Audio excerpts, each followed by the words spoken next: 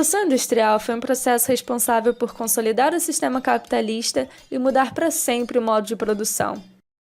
A Inglaterra foi a pioneira dessas transformações, ou seja, a primeira a iniciar esse processo. Mas você sabe por quê? Podemos citar uma série de motivos, começando pela Revolução Gloriosa. Como resultado dela, o sistema de governo inglês foi transformado em uma monarquia parlamentar constitucional, fazendo com que o poder deixasse de ser absolutamente do rei.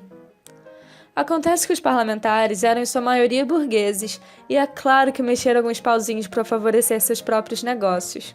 Assim, eles desenvolveram uma economia mais independente e medidas mais liberais, sempre tendo em mente o crescimento da burguesia. Outra causa principal foi o Ato de Navegação. Essa lei, criada no século XVII, decretava à Inglaterra e suas colônias que todas as mercadorias de importação e exportação deveriam ser transportadas por embarcações inglesas.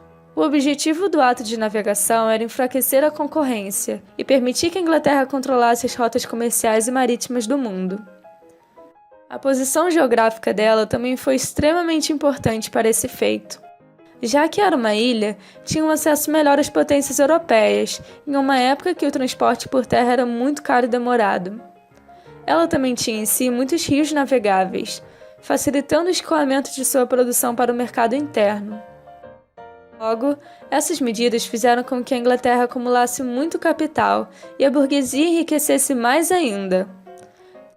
Todo esse capital acumulado foi muito importante, pois a partir dele que a burguesia pôde investir em pesquisas para desenvolver a criação das máquinas, e assim aperfeiçoar o processo de produção e financiar a construção das indústrias têxteis. Além disso, teve a Lei dos Cercamentos. Essa lei resultou na transformação de terras comuns em propriedades que serviram para o pastoreio de ovelhas e a implantação de técnicas mais modernas de agricultura. A partir dessas melhorias, eles aumentaram a produção e assim houve um crescimento populacional gigantesco.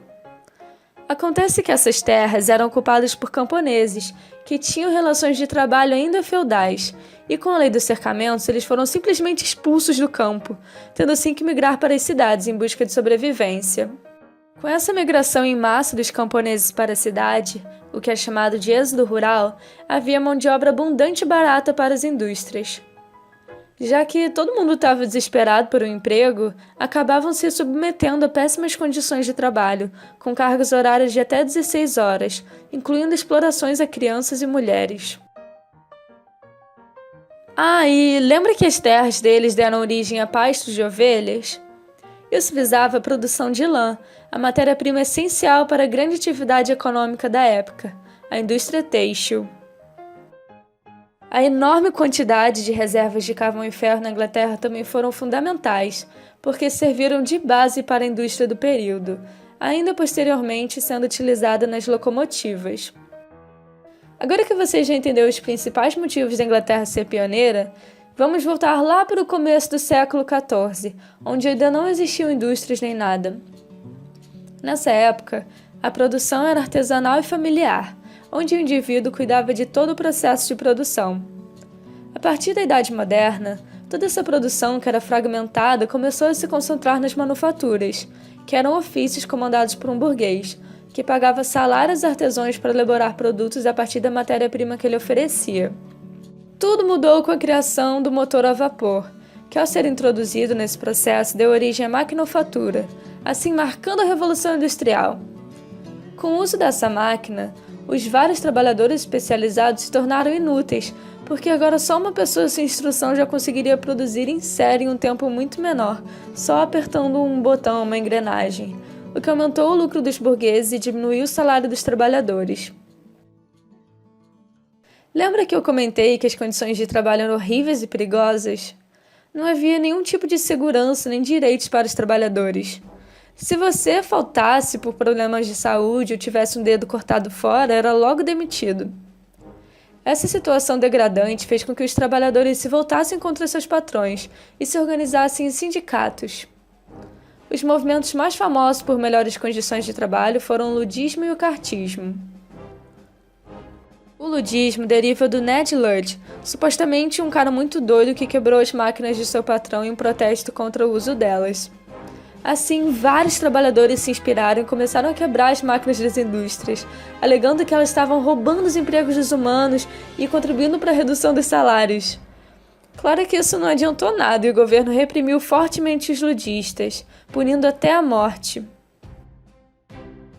O movimento cartista, por sua vez, lutava por direitos trabalhistas e políticos para a classe de trabalhadores da Inglaterra. Ele se originou pela Carta do Povo, um documento que fazia várias reivindicações políticas e trabalhistas. Eles pressionaram os patrões por meio de greve, e essas mobilizações até resultaram em algumas melhorias ao longo do século. Então, quais foram os resultados da Revolução Industrial? Foram desenvolvidas muitas tecnologias, como as locomotivas e as estradas de ferro, que logo se espalharam por toda a Inglaterra, facilitando o transporte das mercadorias. O carvão, matéria que por sorte a Inglaterra tinha bastante, se tornou fonte de energia para as máquinas a vapor. Nessa fase também foi desenvolvido o telégrafo, um dos principais meios de comunicação quase instantânea.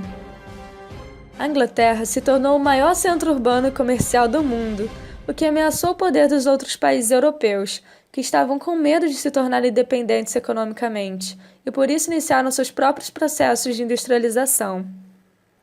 Para fomentarem ainda mais essas atividades, precisavam de matéria-prima e de maior mercado consumidor, o que fez eles buscarem por colônias de exploração na África e na Ásia.